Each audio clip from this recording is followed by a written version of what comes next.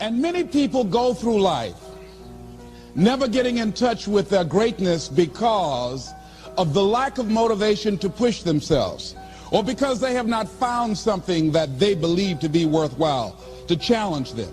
That many talented persons have gone unnoticed, and the world never had a chance to be exposed to their talent because that person did not take the time to begin to express or to demonstrate or to motivate themselves in the direction to bring that which they came into the universe to bring. Many people will leave the universe without a trace. No one will know they were here. And in fact, under their name, we could put under there, not used up. Will anybody know that you came this way? What contribution are you giving? What will you leave? What will be different because you came this way? That life is our gift to us, that God has given us, and how we live our lives is our gift to God. What kind of gift are you formulating? Is this a gift that you like to take back and do something else before you turn it in? Think about that. What can we do? What are some of the keys that we can begin to use to motivate ourselves when our batteries run low? Because I don't care who you are, I don't care what you do, at some time you are going to get tired. At some time you're going to get in a rut. Seem like nothing you do works out right. And sometimes it just seems like you just don't have the wherewithal or the will to do anything. That sometimes you act like you're punch drunk. You're just wading through life, just doing time day in and day out, looking at non-discriminatory television, anything that's on, just looking. And depressed, feeling powerless, feeling useless, and bored. What do you do? How do you get yourself out of a rut? How do you, when you know you can do more than what you've been doing and you're not doing it and you're discontent with where you are, you get angry at yourself. How do you get out of that rut? How do you motivate yourself? One of the things that we must do is that we must be involved in working on achieving self-mastery. You must work on yourself continuously.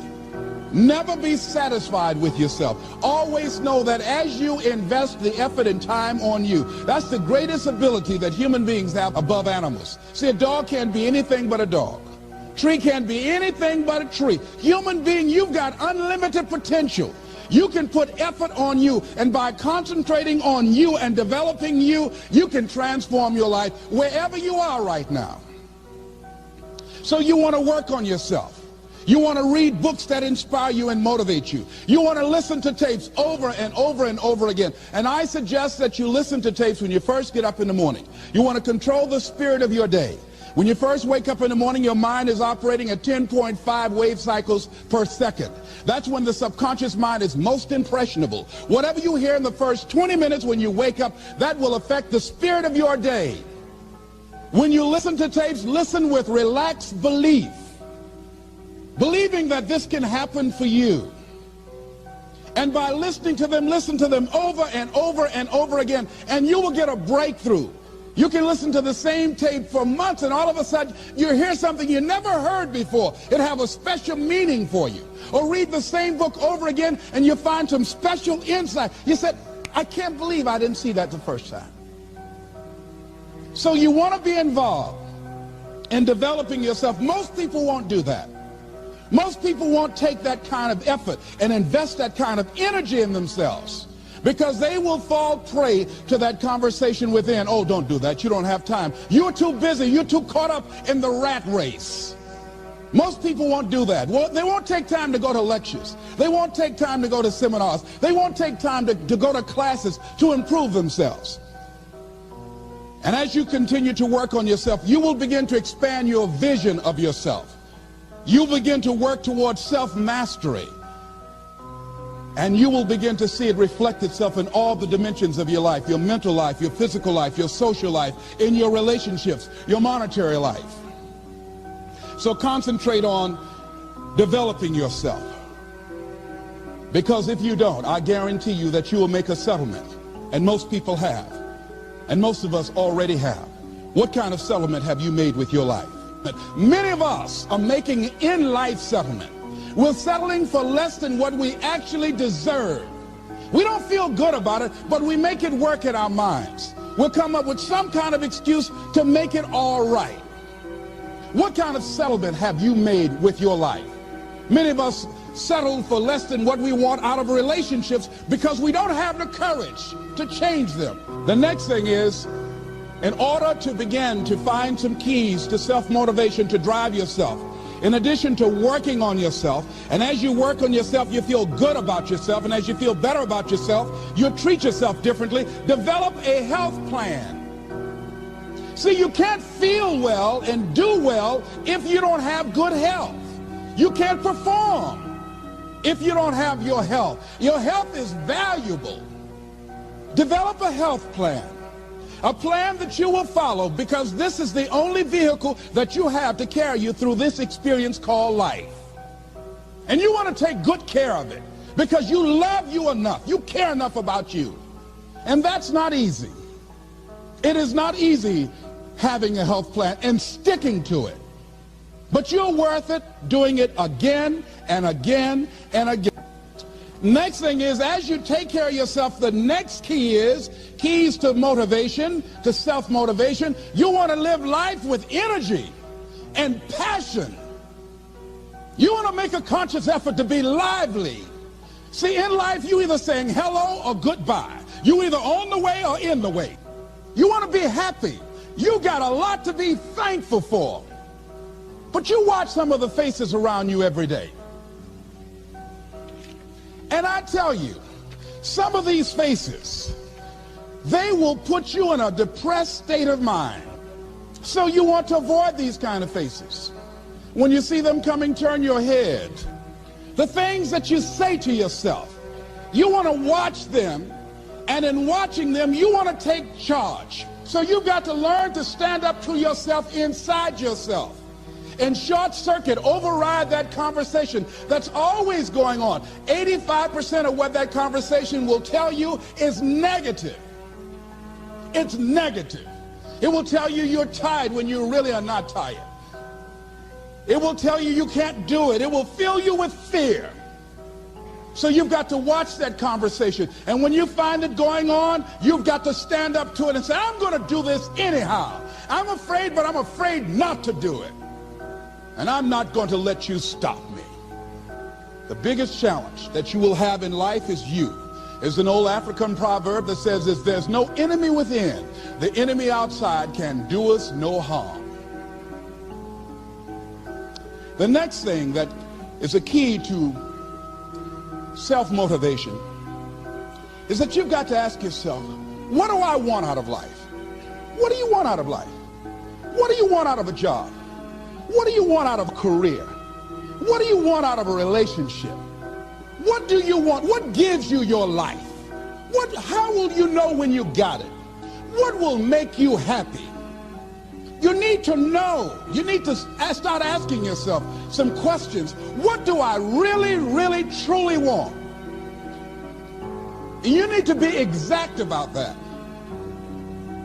Don't be vague. Oh, I just want to be happy. That's too vague. What will make you happy? How will you know when you got it? Zero in on it. Be exact. Be specific.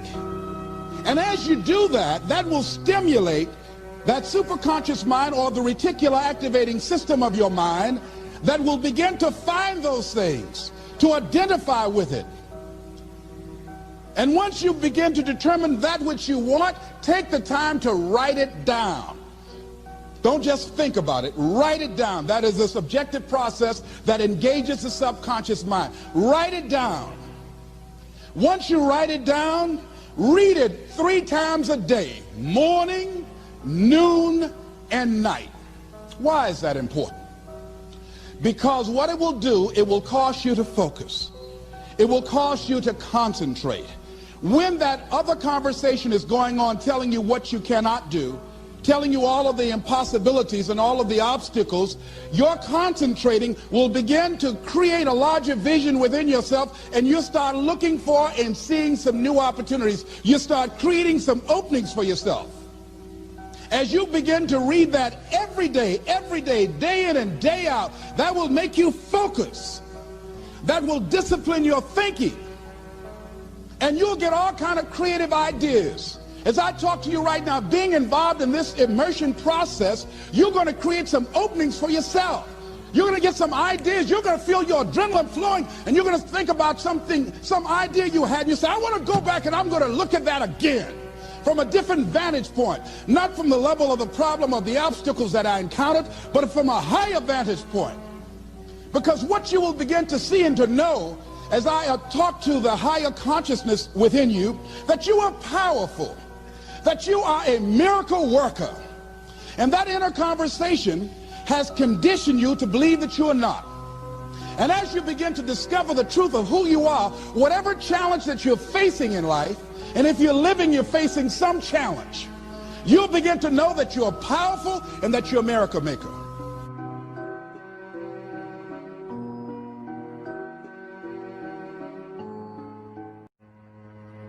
But imagine, if you will, being on your deathbed and standing around your bed, the ghost of the dreams, the ideas, the abilities, the talents given to you by life, and that you, for whatever reason, you never went after that dream. You never acted on those ideas. You never used those talents. You never used those gifts. And there they are standing around your bed looking at you with large angry eyes saying, we came to you and only you could have given us life. And now we must die with you forever. And the question is, if you died today, what dreams, what ideas, what talents, what books, what music, what leadership, what voice will die with you? What if you live your whole life only to discover that it was wrong? That it was wrong, that you were chosen to do something else and you didn't do it. Continue to do those things that you know that work for you after you have evaluated yourself in the situation. Continue to move. Stay busy, stay busy, stay busy. Find somebody that you can help so you can forget about you for a moment. See, sometimes the best thing to do is to be. Sometimes you have to just back up and go within yourself. A bow and arrow, you can't take a bow and just push it out an arrow. You just can't push the arrow out. You have to pull it back and then release it. Sometimes you have to back up and go within and pray and meditate and recharge your batteries. Go away, clear your head, and then come back and look at it from a different vantage point. Don't operate while you're under the spell or the effect of what's going on. Next thing is that you've got to activate the thinker in you. Don't allow your emotions to control you. We are emotional, but you want to begin to discipline your emotion. If you don't discipline and contain your emotions, they will use you. Your mind goes on automatic. You don't have to force yourself or motivate yourself to think negatively, to be depressed, to hate somebody, to want revenge, to want to get back at somebody, to beat yourself up over the head, to feel loaded with guilt. You don't have to make any effort to do that. Your mind is on automatic. It will do that by itself. But if you want to begin to move into your own personal greatness, if you want to begin to really enjoy a happy, successful, healthy life, you've got to be willing to go against the tide. You've got to be willing to harness your will and say, in spite of this, I'm in control here. I'm not going to let this get me down. I'm not going to let this destroy me. I'm coming back. And I'll be stronger and better because of it. You have got to make a declaration that this is what you stand for. You're standing up for your dreams. You're standing up for peace of mind. You're standing up for health.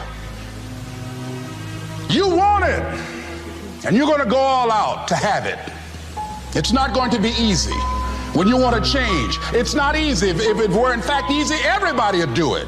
But if you're serious, you'll go all out. So yes, I'm going to turn this situation around. I'm not going to sit back and moan and cry over what happened and what went wrong and who did what.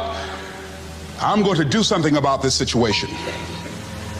The next thing that is important is that expect things to get better for you, because they are. See, life is cyclic.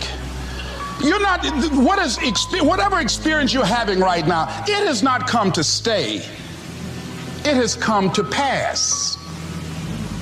Not to stay, just to pass. It's just going through. The biggest challenge is to know what's happening. This is a part of this thing we call life. This too shall pass. And maintaining perspective, putting it in perspective. See, a lot of us, because of our limited vision of ourselves, a lot of us who begin to focus on problems and enable them to overwhelm us, we begin to think that we have no options. We begin to believe that there's no way out. There's always a way. Where there's a will, there's a way. Say, I'm unstoppable. You've got to make those kind of declarations to yourself. I'm unstoppable. This will not get me down. And if I get knocked down, I'm going to be like Leo Pascal. You said you're going to have some low moments in life, but when you do, you will have high lows when you work on yourself. What are some of those things that you can do during this period of time? Go for walks. Do some things for you. Just go for a stroll so you can engage in some reflective thinking on life, on yourself, looking and enjoying the universe, smelling the roses along the way. Because you're going to have sometimes low moments when you won't want to get out of bed. You just want to stay there. At times you won't want to come out the house.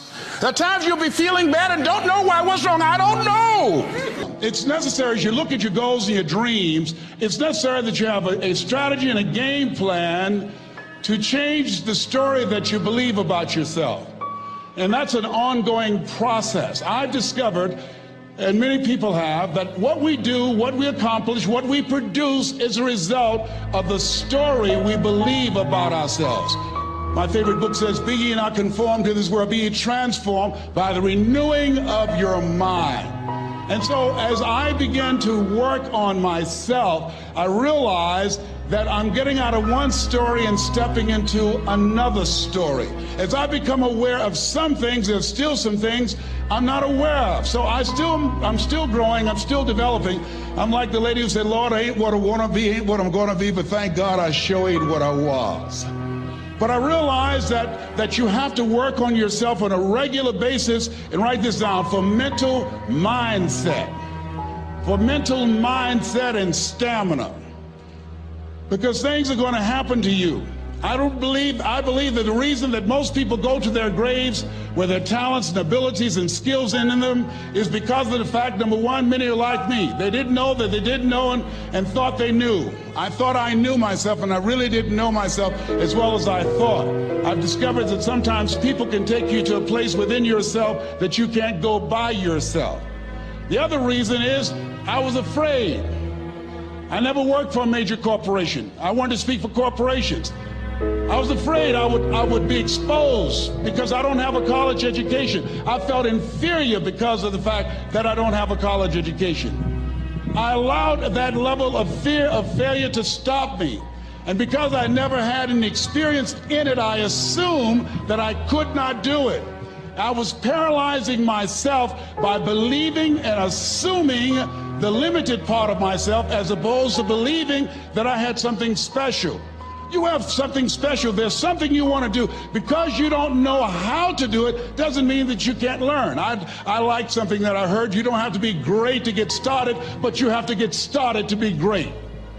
The other thing is take full responsibility for your life.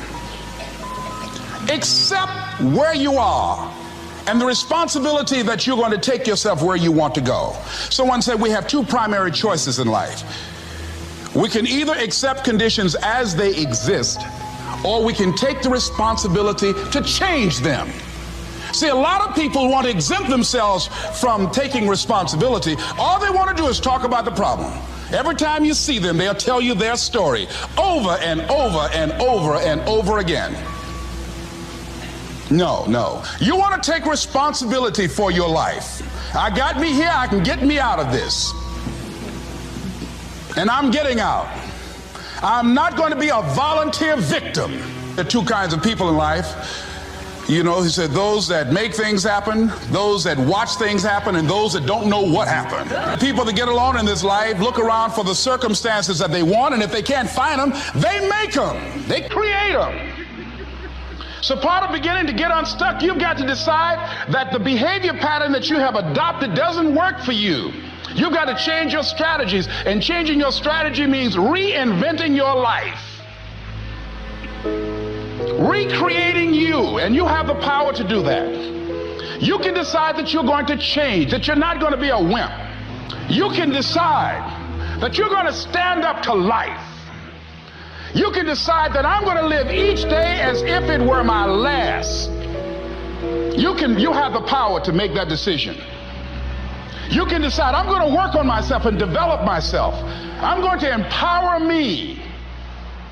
And all of these things that are happening to me right now, they're just temporary inconveniences.